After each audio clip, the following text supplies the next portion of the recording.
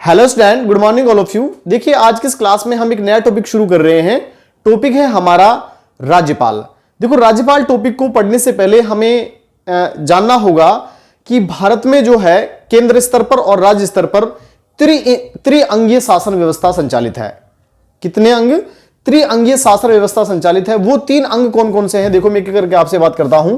Topic हमारा राज्यपाल है लेकिन मैं शासन व्यवस्था की आपसे बात कर लेता हूं थोड़ा सा। शासन व्यवस्था, तो त्रिअंगीय शासन व्यवस्था का तात्पर्य क्या है? देखो सबसे पहले हम बात करते हैं विधायिका, इसी को बोलते हैं व्यवस्थापिका। व्यवस्थापिका इसके अंतर्गत आती है हमारी विधानसभा और विधान परिषद। ठीक है भाई, तो त्रिअंगीय जो शासन व्यवस्था है उसमें सबसे पहले विधायिका या व्यवस्थापिका की बात हम करते हैं और इसमें आती है विधानसभा और विधान परिषद। ये तो है राज्य स्तर पर। अगर केंद्र स्तर पर बात करते हैं तो यहां कौन विधान, यहां आती है लोकसभा और राज्यसभा। ठीक है भाई, उसके बाद दूसरी जो व्यवस्था है, दूसरा जो अंग है उसको बोलते हैं हम कार्यपालिका। कार्यपालिका। और तीसरा जो अंग है वो है न्यायपालिका। न्यायपालिका। देखो कार्यपालिका जो है इसके अंतर्गत आते हैं राज्यपाल, उसके बाद मुख्यमंत्री, फिर आती है मंत्री परिषद, उसके बाद फिर आता है शासन सचिवालय,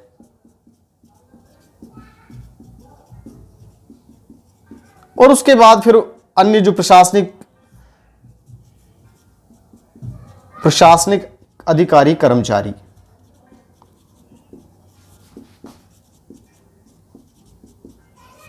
ठीक है भाई, अब देखो उसको ऐसे समझिए, हम ये कह रहे हैं कि भारत में त्रिअंगीय शासन व्यवस्था वर्तमान में मौजूद है, चाहे वो केंद्र सरकार की बात करें चाहे राज्य सरकार की बात करें। अब केंद्र सरकार की बात करते हैं तो वहां लोकसभा राज्यसभा, मतलब विधायिका में लोकसभा राज्यसभा होती है, यहां कौन होती है? विधानसभा और विधान परिषद। कार्यपालिका की बात करते हैं तो वहां राष्ट्रपति होता है, प्रधानमंत्री होता है, मंत्रिपरिषद, इस प्रकार से होते हैं। ठीक है भाई, और न्यायपालिका की अगर बात करते हैं तो न्यायपालिका में देखो वहां हाई कोर्ट, सुप्रीम कोर्ट वगैरह होता है। यहां हमारे पास कौन है? उच्च न्यायालय। उच्च न्यायालय, उसके बाद जिला न्यायालय, जिला एवं सेशन न्यायालय, और उसके बाद फिर आती है अधीनस्थ न्यायालय। अधीनस्थ न्यायालय। ठीक है भाई, तो ये न्यायपालिका की राज्य स्तर पर व्यवस्था होती है, ये कार्यपालिका की राज्य स्तर पर व्यवस्था होती है, और ये कौन सी? विधायिका। देखो आपके जो सिलेबस है उस सिलेबस में दो टॉपिक है, एक तो है राज्यपाल, सॉरी तीन टॉपिक है, एक तो राज्यपाल है, एक मुख्यमंत्री है और एक है विधानसभा। क्या है? तो हम देखो पहले कार्यपालिका, व्यवस्थापिका और विधायिका जो है इनके बारे में थोड़ा और जानकारी ले लेते हैं, उसके बाद फिर एक एक करके हम देखेंगे। देखो विधायिका का काम क्या है? विधायिका का काम है कानूनों का निर्माण करना। कानूनों का निर्माण करना। ठीक है भाई, आपसे बात की जाए कि भाई कानूनों का किसी भी विषय पर, राज्य सूची और समवर्ती सूची के किसी भी विषय पर कानूनों का निर्माण करना है तो कानूनों के निर्माण करने का कार्य कौन किसका है? विधानसभा और विधान परिषद का है। देखो विधान परिषद जो है अभी वर्तमान में भारत के 6 राज्यों में विधान परिषद है, राजस्थान में विधान परिषद मौजूद नहीं है। ठीक है, तो वर्तमान में राजस्थान में केवल क्या है? एक सदनीय सदन है हमारे पास, वो है विधानसभा। ठीक है भाई, तो यहां हमारे पास केवल विधानसभा है राजस्थान के संदर्भ में। राजस्थान में क्या नहीं है? विधान परिषद नहीं है। 6 राज्य देश के ऐसे हैं जिनमें केवल द्विसदनीय शासन व्यवस्था है, मतलब द्विसदन का मतलब विधानसभा और विधान परिषद दोनों है, बाकी में नहीं है। तो राजस्थान में केवल एक सदनीय विधानसभा शासन व्यवस्था है, वो क्या है? विधानसभा। और विधानसभा का काम क्या है? कानूनों का क्या करना? निर्माण करना। दूसरा है कार्यपालिका। इसका कार्य क्या है? इसका कार्य है निर्मित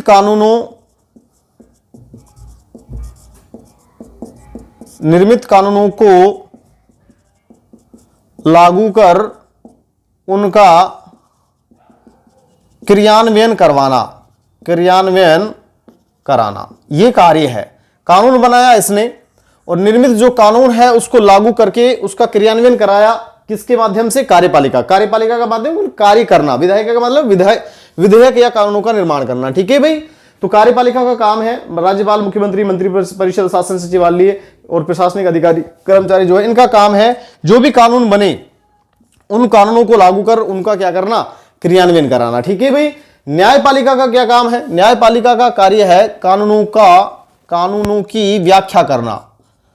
कानूनों की व्याख्या करना मतलब क्या है? इसका मतलब यह है अगर कोई भी व्यक्ति विशेष इन कानूनों का उल्लंघन करता है, इनकी पालना नहीं करता है, ठीक है, तो उसकी सुनवाई जो है या उन कानूनों की व्याख्या जो है कि भाई क्या दंड होंगे, क्या सारी चीजें होंगी, उसकी सुनवाई जो है वो कहां की जाएगी? न्यायपालिका में की जाएगी। तो हम ये कह सकते हैं कानूनों की व्याख्या करना इसका कार्य है।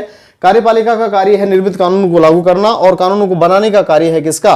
विधायिका का। अब मैंने कहा कि हमारे सिलेबस में राज्यपाल है, मुख्यमंत्री है, ठीक है, मंत्री परिषद को भी पढ़ लेंगे मुख्यमंत्री के साथ, शासन सचिवालय हम ऑलरेडी पढ़ चुके हैं। तो हमारे पास यहां से हमें यह पढ़ना है राज्यपाल, मुख्यमंत्री, मंत्री परिषद और यहां से पढ़ना है विधानसभा को। ये टॉपिक आपके सिलेबस में मौजूद है। ठीक है भाई। देखिए सबसे पहले हम राज्य कार्यपालिका की बात करते हैं। राज्य कार्यपालिका,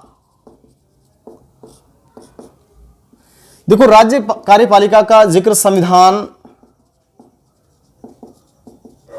संविधान के भाग आर्टिकल 153 से लेकर 167 तक जिक्र है किसका? राज्य कार्यपालिका का। यह ध्यान रखना आपको, राज्य कार्यपालिका जो है उसका जो जिक्र किया गया है वो संविधान के आर्टिकल 153 से 167 तक जो जिक्र हुआ है वो किसका हुआ है?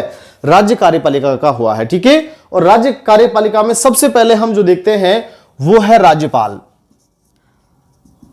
राज्यपाल, देखो किसी भी राज्य का प्रथम नागरिक, सबसे पहले कह सकते हैं यह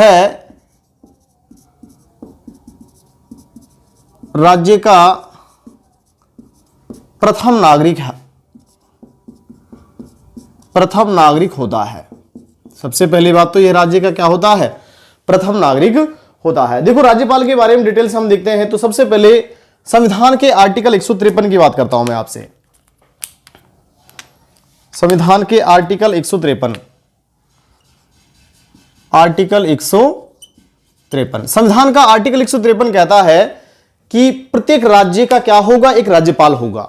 लेकिन 7वां संविधान संशोधन 1956 के माध्यम से यह तय कर दिया गया कि एक व्यक्ति जो है वो कई राज्यों का राज्यपाल हो सकता है। तो देखो सबसे पहले मैं कहता हूं कि एक राज्य का क्या होगा? एक राज्य का एक राज्यपाल होगा। राज्यपाल होगा। ठीक है भाई। आर्टिकल 153 कहता है कि भाई एक राज्य का क्या होगा? एक राज्यपाल होगा। लेकिन एक राज्यपाल जो है एक राज्य नहीं कई राज्यों का राज्यपाल हो सकता है। यह अमेंडमेंट किया गया 7वें संविधान संशोधन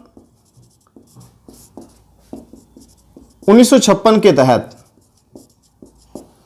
एक व्यक्ति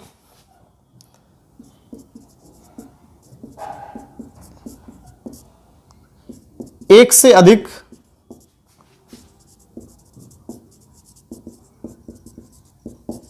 राज्यों का राज्यपाल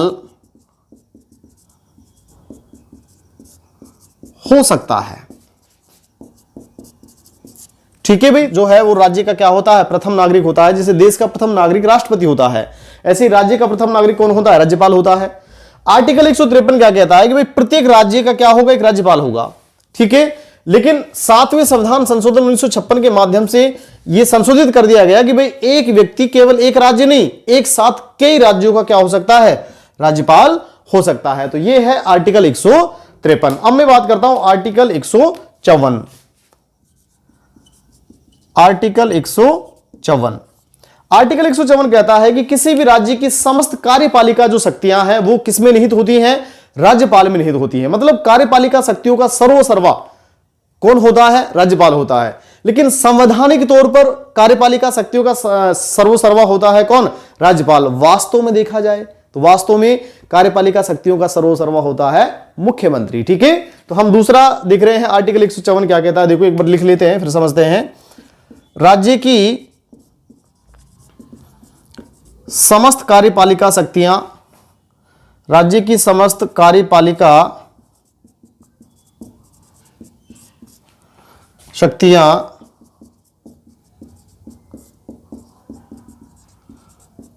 राज्यपाल में निहित होती हैं।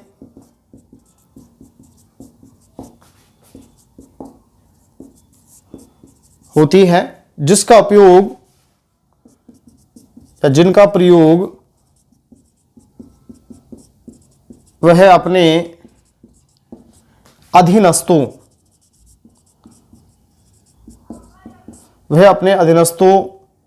के माध्यम से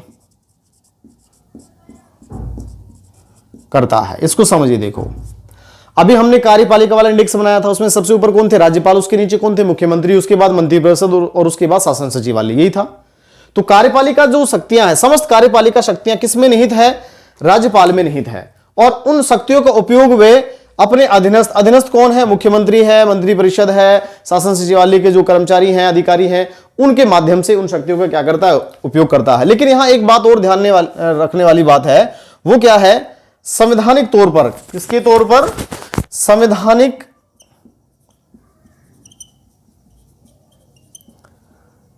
संवैधानिक तौर पर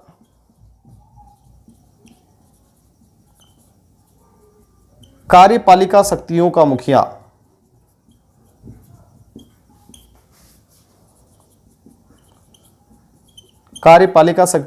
कौन होता है? राज्यपाल होता है। लेकिन वास्तविक जो मुखिया होता है वो होता है मुख्यमंत्री। कौन होता है? मुख्यमंत्री। ठीक है भाई। तो देखो, दो आर्टिकल हमने देखे हैं। आर्टिकल 153 कहता है कि प्रत्येक राज्य के एक राज्यपाल होगा, लेकिन 7वें संविधान संशोधन के माध्यम से तय कर दिया गया कि भाई एक व्यक्ति जो है एक से अधिक राज्यों का राज्यपाल हो सकता है। ठीक है। आर्टिकल 154 कहता है कि राज्य की समस्त कार्यपालिका शक्तियां जो है राज्यपाल में निहित होती हैं और वो इन शक्तियों का उपयोग अपने अधीनस्थों के माध्यम से करता है। और अधीनस्थ कौन है? मुख्यमंत्री, मंत्रिपरिषद वगैरह, शासन सचिवालय वगैरह। ठीक है। लेकिन फिर भी संवैधानिक तौर पर हम देखते हैं तो कार्यपालिका शक्तियों का मुखिया राज्यपाल होता है, लेकिन वास्तविक जो मुखिया होता है वो कौन होता है? मुख्यमंत्री होता है। इट मींस राज्यपाल तो नाम मात्र का मुखिया होता है। समझ में आया भाई? राष्ट्रपति देखिए नाम मात्र का मुखिया होता है और सारा काम जो है कौन करता है? वो करता है मुख्यमंत्री। ठीक है भाई। तो आर्टिकल 153, 154 समझ में आया। उसके बाद आर्टिकल 155 की बात करता हूं। देखो, नेक्स्ट में बात करता हूं आर्टिकल 155। तो 155 क्या कहता है? राज्यपाल की नियुक्ति से संबंधित है। किससे संबंधित है? राज्यपाल की नियुक्ति से संबंधित। अब देखो, नियुक्ति कौन करता है? केंद्र सरकार की सिफारिश पर राष्ट्रपति द्वारा। मैं कह सकता हूं राज्यपाल की नियुक्ति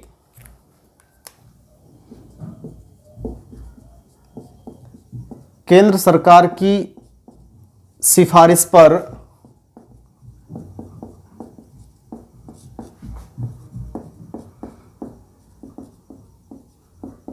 राष्ट्रपति द्वारा राज्यपाल की क्या होती है? नियुक्ति होती है। आपसे पूछा जाए कि भाई राज्यपाल की नियुक्ति कौन करता है? तो राज्यपाल की नियुक्ति करता है राष्ट्रपति। किसकी सिफारिश पर? केंद्र सरकार की सिफारिश पर राज्यपाल की जो नियुक्ति है किसके द्वारा की जाती है? राष्ट्रपति के द्वारा की जाती है। देखो, उसके बाद राज्यपाल की नियुक्ति आर्टिकल 155 में है और कौन करता है? केंद्र सरकार की सिफारिश पर राष्ट्रपति द्वारा राज्यपाल की नियुक्ति की जाती है। फिर मैं बात करता हूं आर्टिकल 156।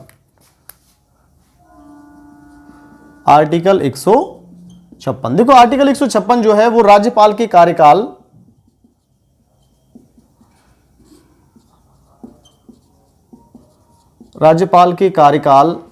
एवं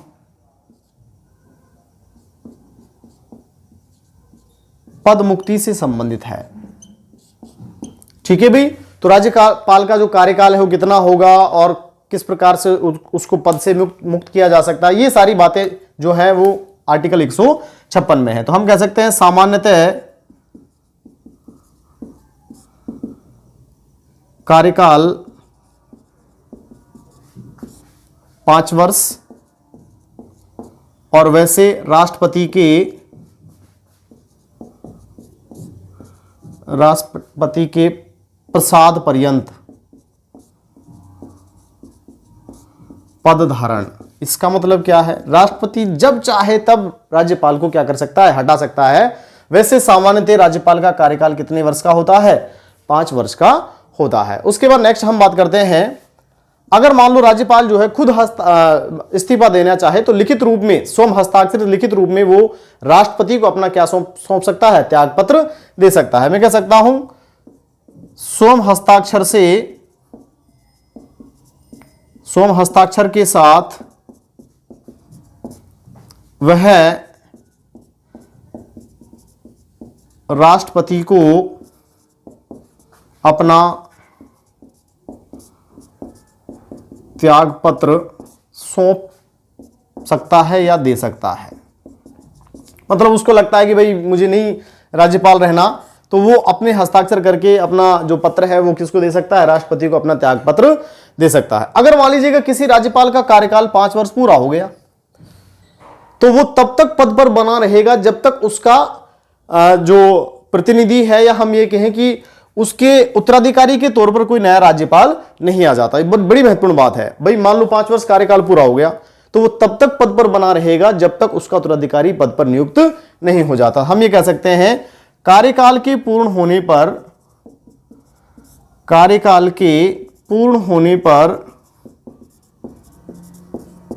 वह जब तक पद पर बना रहेगा तब तक उसके उत्तराधिकारी की नियुक्ति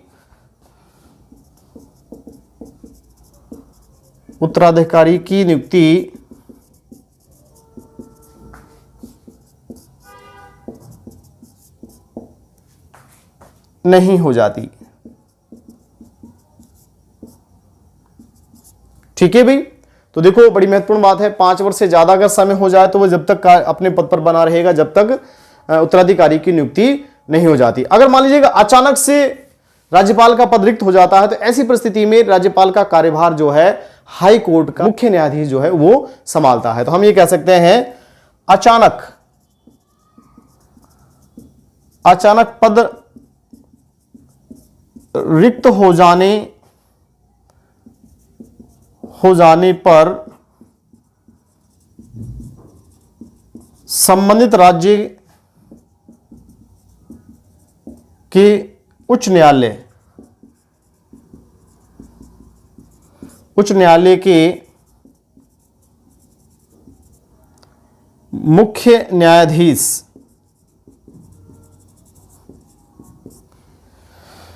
को अस्थायी तौर पर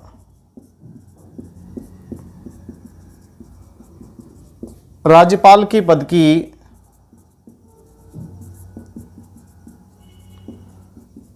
जिम्मेदारी दी जाती है। समझ में आया भाई? देखो 2-3 बातें हैं, बड़ी महत्वपूर्ण बातें हैं। कार्यकाल जनरली 5 वर्ष का होता है, और वैसे राष्ट्रपति के प्रसाद पर्यंत ये क्या बना रहता है? अपने पद पर बना रहता है। जब राष्ट्रपति चाहे इसको राज्यपाल के पद से क्या कर सकता है? मुक्त कर सकता है। अगर मान लीजिए कि इसको ऐसा लगता है कि भाई मुझे राज्यपाल नहीं रहना, तो अपने स्वयं हस्ताक्षर करके वह राष्ट्रपति के पास जाएगा और अपना त्यागपत्र राष्ट्रपति को क्या कर देगा? सौंप देगा। अगर मान लीजिएगा कार्यकाल पूर्ण हो गया, और कार्यकाल पूर्ण हो गया तो भाई 5 वर्ष बाद हटना है, लेकिन जब तक नहीं हटेगा जब तक उसका उत्तराधिकारी नियुक्त नहीं हो जाता। ठीक है भाई।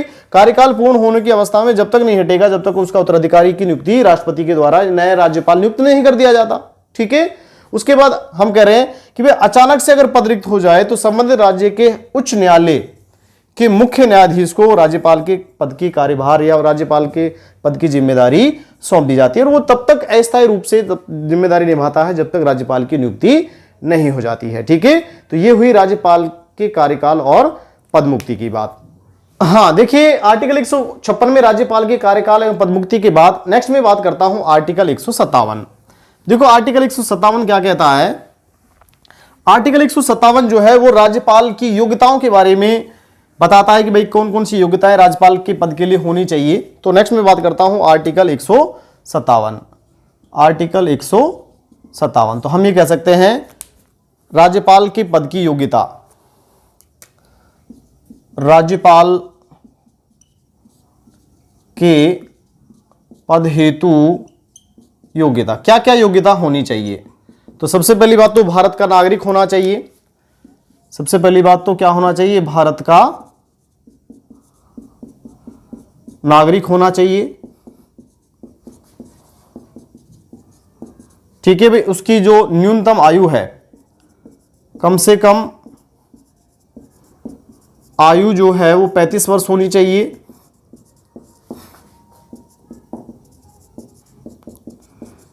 ठीक है भाई, इसके अलावा संबंधित राज्य का नहीं होना चाहिए, संबंधित राज्य का निवासी नहीं होना चाहिए। ठीक है, मतलब ये है कि भाई राजस्थान के व्यक्ति को राजस्थान का राज्यपाल नियुक्त नहीं किया जा सकता। ठीक है, ऐसी शर्तें भी पद की योग्यता के लिए रखी गई हैं। और एक और महत्वपूर्ण बात यह है कि नियुक्ति से पहले मुख्यमंत्री से सलाह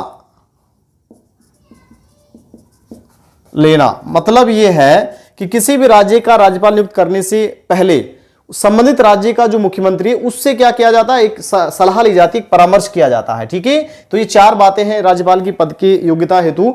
हम कह सकते हैं कि भारत का नागरिक होना चाहिए, कम से कम उम्र कितनी होनी चाहिए? 35 वर्ष होनी चाहिए, उस संबंधित राज्य का निवासी नहीं होना चाहिए जिसमें उसकी नियुक्ति की जा रही है, और नियुक्ति से पहले मुख्यमंत्री से क्या कर लेना चाहिए? सलाह लेनी चाहिए। ऐसे प्रावधान आर्टिकल 157 में किए गए हैं। उसके बाद आर्टिकल 158 की बात करते हैं, राज्यपाल के पद हेतु शर्तें। आर्टिकल 158 कहता है राज्यपाल के पद हेतु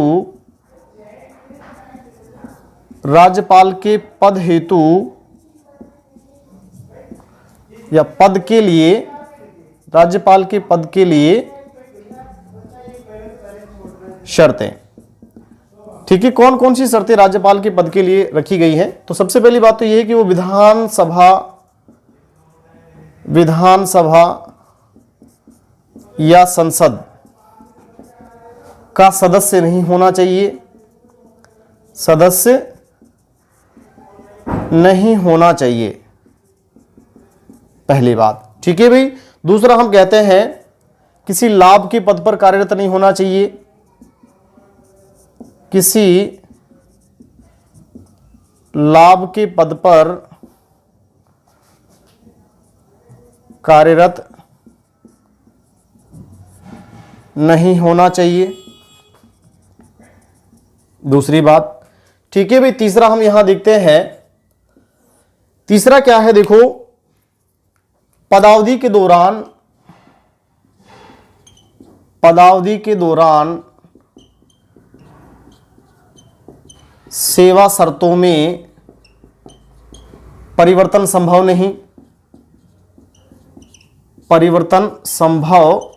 नहीं, मतलब ये कि भाई जो भी राज्यपाल की पद पर जब नियुक्त किया गया उस समय जो सेवा शर्तें थी वो ही रहेंगी, पदावधि के दौरान उनमें कोई परिवर्तन नहीं होगा। अगर कुछ चेंजेस करना है तो उसके आने वाले राज्यपालों के लिए वो चीजें लागू होंगी। ठीक है, वेतन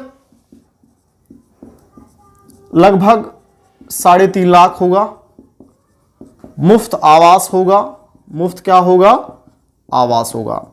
ठीक है भाई, अगर मान लो जैसे कोई राज्यपाल 2 या 2 से अधिक राज्यों के लिए नियुक्त कर दिया गया, ठीक है भाई, तो निश्चित रूप से उसका जो वेतन है वो राष्ट्रपति निर्धारित करेगा। कौन निर्धारित करेगा? राष्ट्रपति द्वारा निर्धारित। अगर वह एक से अधिक राज्यों का राज्यपाल है, समझ में आया भाई? अगर वो एक ही राज्य का राज्यपाल है तो इतना वेतन मिलेगा, लेकिन एक से ज्यादा राज्यों को संभाल रहा है तो फिर कौन निर्धारित करेगा? राष्ट्रपति जो है आनुपातिक तौर पर निर्धारित करेगा कि भाई कितना वेतन होगा। ठीक है भाई, तो और मुफ्त में आवास मिलेगा। ठीक है, पदावधि के दौरान कोई संभव नहीं होगी, सेवा शर्तों में कोई परिवर्तन नहीं किया जा सकता, विधानसभा संसद सदस्य नहीं होना चाहिए। ठीक है भाई, इसके अलावा किसी भी लाभ के पद पर क्या नहीं होना चाहिए?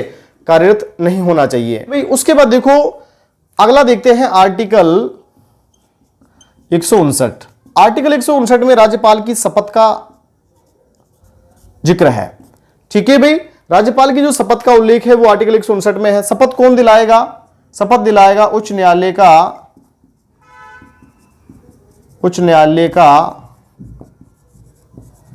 मुख्य न्यायाधीश। ठीक है भाई, शपथ जो है ये संविधान व विधि का परिरक्षण, संरक्षण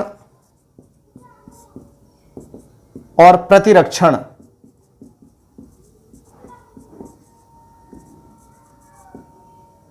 और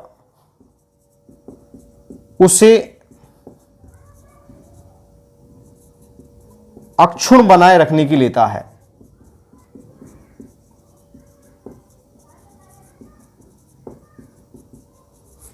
ठीक है भाई, तो मतलब यह है कहने का कि देखो आर्टिकल 159 में राज्यपाल की शपथ का जिक्र है और शपथ जो राज्यपाल को दिलाता है वो कौन दिलाता है? वो दिलाता है उच्च न्यायालय का मुख्य न्यायाधीश। ठीक है भाई, उच्च न्यायालय का मुख्य न्यायाधीश जो है वो राज्यपाल को शपथ दिलाता है आर्टिकल 159 के तहत। और राज्यपाल जो शपथ लेता है वो संविधान, ईश्वर को साक्षी मानते हुए संविधान और विधि, कानून और संविधान जो है उसकी सुरक्षा के लिए, उसके संरक्षण के लिए, उसके प्रतिरक्षण के लिए और उसको आगे भी अक्षुण्ण बनाए रखने की क्या लेता है? वो शपथ लेता है। शपथ दिलाता है कौन? उच्च न्यायालय का मुख्य न्यायाधीश। तो देखो आपको कम से कम ये आर्टिकल जो है ना कि आर्टिकल 153 में राज्य का एक राज्यपाल होगा। आर्टिकल 154 जो है वो कहता है कि भाई राज्य की समस्त कार्यपालिका जो शक्तियां हैं वो किसमें निहित होंगी? राज्यपाल में निहित होंगी। उसके बाद आर्टिकल 155 में राज्यपाल की नियुक्ति से संबंधित कि राज्यपाल की नियुक्ति कौन करेगा। ठीक है भाई, आर्टिकल 156 राज्यपाल के कार्यकाल एवं पदमुक्ति की बात करता है। आर्टिकल 157 राज्यपाल के पद के लिए क्या क्या योग्यताएं होंगी उसकी बात करता है। राज्यपाल के पद के लिए क्या क्या शर्तें होंगी। ठीक है भाई, कौन कौन सी शर्तें होंगी? तो वो विधानसभा और संसद का सदस्य नहीं हो सकता, नहीं होना चाहिए, लाभ के पद पर कार्यरत नहीं होना चाहिए। ठीक है, पदावधि के दौरान उसकी सेवा मतलब कोई चेंजेस नहीं होगा उसके सेवा शर्तों में। वेतन लगभग कितना होगा? 3.5 लाख। अगर 2 या 2 से अधिक राज्यों का राज्यपाल है तो राष्ट्रपति निर्धारित करेगा कितना वेतन होगा। मुफ्त में क्या मिलेगा? आवास मिलेगा। और आर्टिकल 159 कहता है कि उच्च न्यायालय का मुख्य न्यायाधीश जो है वो राज्यपाल को शपथ दिलाएगा और राज्यपाल जो है ईश्वर को साक्षी मानते हुए संविधान और विधि के परिरक्षण, संरक्षण और प्रतिरक्षण, साथ में संविधान को अक्षुण्ण बनाए रखने की क्या लेता है? शपथ लेता है। ठीक है, तो इस प्रकार से हमने आज आपसे बात की। देखो एक बार फिर रिपीट कर रहा हूं, आर्टिकल 153 के अकॉर्डिंग राज्य के एक राज्यपाल होगा। ठीक है, हालांकि 7वें संविधान संशोधन के माध्यम से यह डिसाइड कर दिया गया है कि भाई एक व्यक्ति कई राज्यों का राज्यपाल हो सकता है। आर्टिकल 154 राज्य की समस्त कार्यपालिका जो शक्तियां हैं वो राज्यपाल में निहित होती हैं और वो अपने अधीनस्थों के माध्यम से उनका उपयोग करता है। ठीक है, आर्टिकल 155 जो है वो कौन सा है? राज्यपाल की नियुक्ति। राज्यपाल की नियुक्ति जो है केंद्र सरकार की सिफारिश पर राष्ट्रपति के द्वारा की जाती है। ठीक है, आर्टिकल 156 कहता है कार्यकाल कितना होगा और पदमुक्त कैसे होगा। ठीक है, तो हम कह सकते हैं कि भाई कार्यकाल जो है लगभग 5 वर्ष का होता है, राष्ट्रपति के प्रसाद परिषद का काम करता है। ठीक है, और राष्ट्रपति चाहे तो उसको पहले भी हटा सकता है। ठीक है, आर्टिकल 157 जो है वो पद की योग्यता की बात करता है। भारत का नागरिक होना चाहिए, कम से कम उम्र कितनी होनी चाहिए? 35 वर्ष होनी चाहिए। ठीक है, राज्य का निवासी नहीं होना चाहिए और नियुक्ति से पहले मुख्यमंत्री, संबंधित राज्य के मुख्यमंत्री से सलाह लेनी चाहिए। ठीक है, और राज्यपाल की पद की शर्तें और शपथ मैंने लास्ट आपसे डिस्कशन की है। तो आज की इस क्लास में इतना ही। आगे मैं आपसे राज्यपाल की जो शक्तियां हैं उनके बारे में बात करूंगा। धन्यवाद।